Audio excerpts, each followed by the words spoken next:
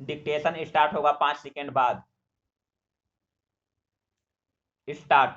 सभापति महोदय, संगठित प्रचार न होने के कारण ऐसा लगता है कि औरों ने अन्य तरीकों से जो सफलताएं पाई है वे हमारी उपलब्धियों से बहुत बढ़कर है, लेकिन हमारा विचार है कि अंततोगत्वा हमें कुछ उपलब्धियां प्राप्त हुई है और हम जनता के कष्टों को कुछ दूर कर सके हैं तथा व्यक्ति और समाज के अस्थायी तथा समन्वित विकास की दिशा में कुछ आगे बढ़ सके हैं।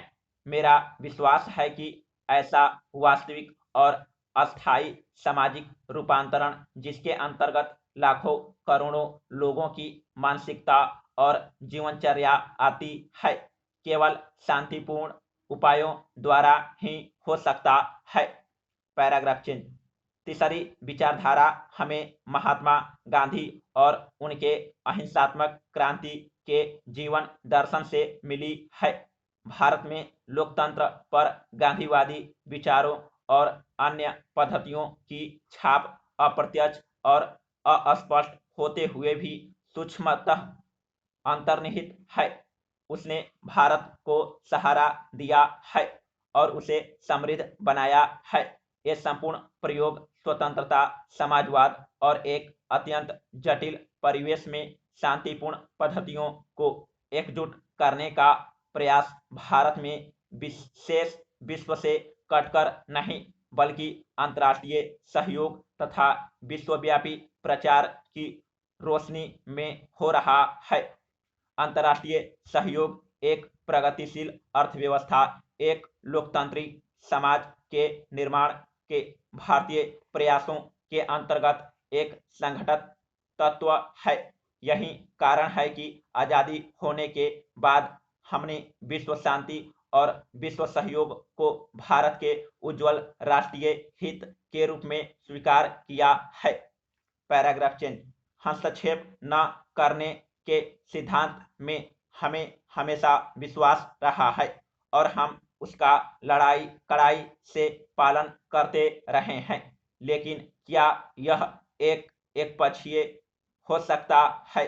आज हमारे अपने मामलों में हस्तक्षेप किया जा रहा है और हमारे देश की स्थिरता, प्रगति तथा सुरक्षा के लिए गंभीर खतरा पैदा हो गया है।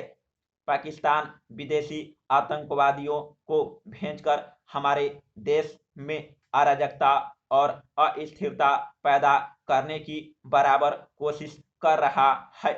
यह स्थिति विभाजन से भी अधिक गंभीर प्रतीत होती है।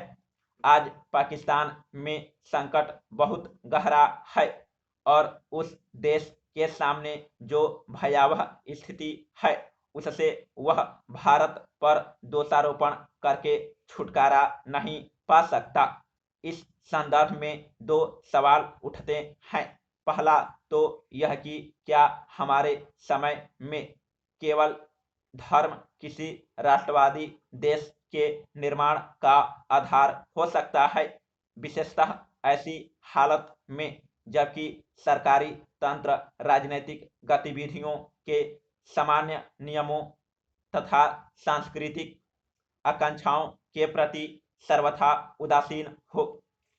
और दूसरा यह कि क्या किसी की वफादारी पाने के लिए बंदूक की संगीन से काम लेने की जगह किसी अन्य कार्रवाई की जरूरत नहीं है।